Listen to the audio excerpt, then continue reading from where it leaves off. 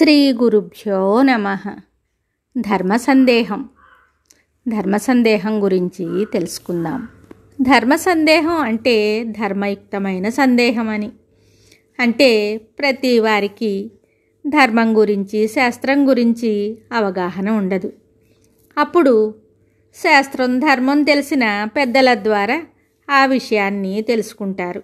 వారి సందేహాన్ని నివృత్తి చేసుకుంటారు. ప్రతి పనికి ఒక సమయం, సందర్భం ఉంటాయి. ఏ పనిని ఎప్పుడు ఎలా చేయాలో అలా చేయాలి. ఈ విషయాలు ఎవరి ఆచార పద్ధతిని బట్టి వారు వారి పెద్దలు ఆచరించిన విధానంలో ఆచరిస్తారు, లేదా ఈ కాలానికి దాన్ని ఆధునీకరించుకుని ఇప్పటి పరిస్థితులకు అనుకూలంగా వారి పద్ధతిని అనుసరించి చేస్తారు. ఇది ఏనాటి నుంచో వస్తున్న ఆచార సంప్రదాయం. కానీ ప్రస్తుతం అందరిలోనూ వారి వారి ఆచార వ్యవహారాలను గాలికి వదిలేసి మనకు వర్తించని వాటిని దిగుమతి చేసుకుని వాటిని అనుసరిస్తున్నారు. ఇది ఎంతవరకు సరైనది? తరతరాలుగా వస్తున్న ఆచార సంప్రదాయాలు పోయి వాటి స్థానంలో కొత్త పోకడలు వచ్చాయి.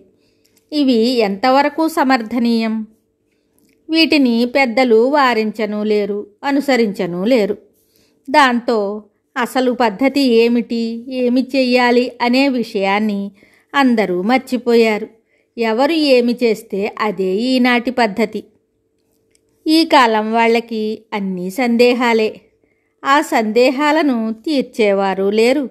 ఒకవేళ తీర్చిన వాటిని ఆచరించేవారు, అనుసరించేవారు లేరు. ఎందుకంటే ప్రస్తుత పరిస్థితులు అందరికీ తెలిసినవే. అవి ఎంతవరకు ఆమోదయోగ్యమైనవి, జనానికి మేలు చేసేవి అని ఆలోచిస్తే ఇప్పుడు అసలు సమాజంలో కట్టుబాటు లేదు. ఎవరి ఇష్టం వారిది. ఈ విధమైన ప్రవర్తన వల్ల సమాజానికి ఏమి ఉపయోగం? ఎవరి కోసమో దేనికోసమో మేమెందుకు మారాలి అని అనుకుంటున్నారు. కానీ వారు చేసే పని కానీ, వారి ప్రవర్తన కానీ కనీసం వారికైనా ఉపయోగపడుతోందా? వారైనా అభివృద్ధిలోకి వస్తున్నారా? సంతోషంగా ఉండగలుగుతున్నారా? వారి వల్ల ఎవరికైనా సంతోషం కలుగుతోందా? ఈ విషయాలు ప్రతి ఒక్కరూ ఆలోచించాలి. నిజమే, మీ జీవితం మీది, మీ నిర్ణయం మీది. కానీ కనీసం మీ నిర్ణయం మిమ్మల్ని అయినా సంతోషంగా ఉంచగలుగుతోందా? ఆలోచించండి. ఎక్కువ మంది వారి అనాలోచిత చర్యల వల్ల జీవితం పాడు చేసుకుంటున్నారు. పాతకాలం వారికి చాలామందికి ఇంతంత చదువులు, ఇన్నిన్ని తెలివితేటలు లేకపోవచ్చు. కానీ వారికి పెద్దల మాటకు విలువ ఇవ్వటం, పెద్దలను అనుసరించటం, వారిని గౌరవించటం, తమ కుటుంబ గౌరవాన్ని కాపాడటం ఇవన్నీ వారికి తెలుసు. చదువు తక్కువైన సంస్కారవంతమైన జీవితాన్ని గడిపారు. కానీ ఇప్పటి వారికి అన్నీ ఎక్కువే. ఒక్క ధర్మబద్ధమైన, సంస్కారవంతమైన జీవితం తప్ప. ఇప్పటి వారికి ప్రతిదీ ధర్మ సందేహమే. కుందిలో నూనె వెయ్యాలా, ఒత్తి వెయ్యాలా, అగ్గిపుల్లతో వెలిగించాలా, క్యాండిల్తో వెలిగించాలా, ఏ గుడిలో నుంచి ఏం తెచ్చుకోవాలి, ఏమి తెచ్చుకోకూడదు, గుడి దగ్గర కాసేపు కూర్చోవాలా, గుళ్ళోనే కూర్చోవాలా, గుడి పక్కన కూర్చోవచ్చా, ఇలా అర్థం పర్థం లేని ధర్మ సందేహాలు ఎన్నో.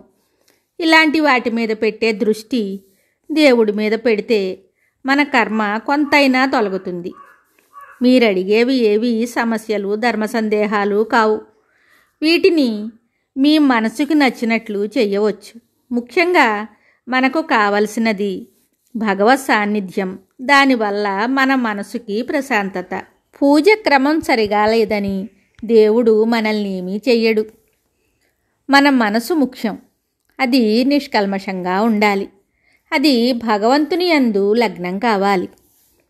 పూజలకు, వ్రతాలకు కావలసినది ఆర్భాటాలు కాదు, ఆరాధనాపూర్వకమైన మన మనస్సు దేవుని యందు పెడితే దేవుడు మనల్ని కరుణాపూరితమైన దృష్టితో చూసి ఆశీర్వదిస్తాడు. భగవంతుని దృష్టి మనపై ప్రసరించాలి. అలా ప్రసరించేలా మనమందరం దేవుని మన హృదయంలో నిలుపుకోవాలి. స్వామి సేవలో తరించాలి. స్వామి తలపులతోనే మన హృదయం నిండాలి. ప్రతి దానికి అనుమానం, సందేహం ఉండకూడదు. మనకు నచ్చినట్లుగా స్వామిని ఆరాధించవచ్చు.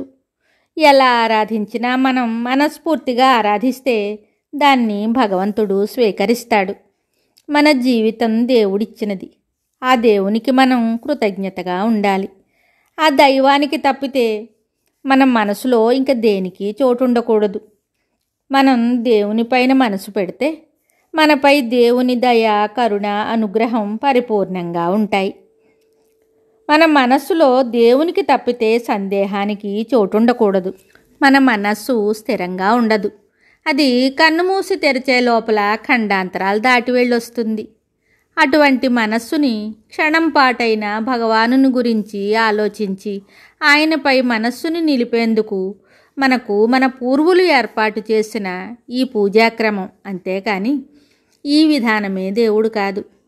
భగవానుని స్మరణకు మన మనస్సు దేవునిపై లగ్నం చేయటానికి మాత్రమే ఏర్పాటు చేసిన ఈ క్రమం.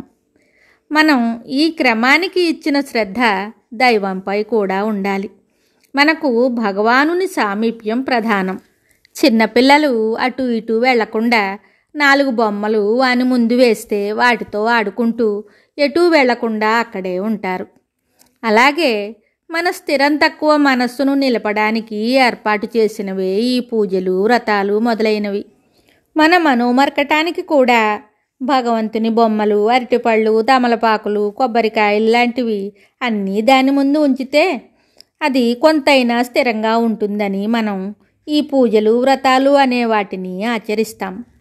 అలా అని పూజలు, వ్రతాలు అనవసరం అని నేను చెప్పను. మన మనస్సుని దైవంపై నిలపడానికి ఇవన్నీ సహాయకారిగా ఉంటాయి. వీటిని అంటే ఈ పూజల్ని, అభిషేకాల్ని, వ్రతాల్ని చేస్తూ మనం మన మనస్సుని ఆ దైవంలో లీనం చేయాలి. మన తను మన ప్రాణాలను ఆ స్వామి పాదాక్రాంతం చెయ్యాలి. ఇది ప్రతి ఒక్కరూ చేయవలసిన ప్రథమ కర్తవ్యం. ఈ పనిని చేయటానికి చేయవలసిన పనులన్నీ ఎవరికి వారు వారికి నచ్చినట్లు చేయవచ్చు. దీనికి సందేహాలు అవసరం లేదు. ఏది చేసినా, ఎలా చేసినా అంతిమ లక్ష్యం దైవ సాన్నిధ్యం. మన అంతిమ లక్ష్యం భగవంతుని అనుగ్రహానికి పాత్రులమవ్వటం, ఆయన సాన్నిధ్యం చేరటం. మన సంకల్పం మంచిదైతే దానిని సిద్ధింపచేయటం దైవ సంకల్పం. దీనిలో సందేహపడవలసిన పని లేదు. మనకు దైవం మీద పూర్తి నమ్మకం ఉన్నప్పుడు, మనం చేసే పనిలో భక్తి ఉన్నప్పుడు ఇంకా దేనిని సందేహించవలసిన పని లేదు. నియమాలు, నిష్టలు అంటూ ఎంతో హడావిడి చేస్తూ పూజించే కన్నా మంచి మనసుతో ప్రశాంతంగా ఒక నమస్కారం చేసినా చాలు, లేదా మనసులో భగవంతుని స్మరించినా చాలు. మన మనస్సు స్వచ్ఛమైనదైతే అందులో దైవం ఉంటాడు. దీనిలో ఏ సందేహం లేదు.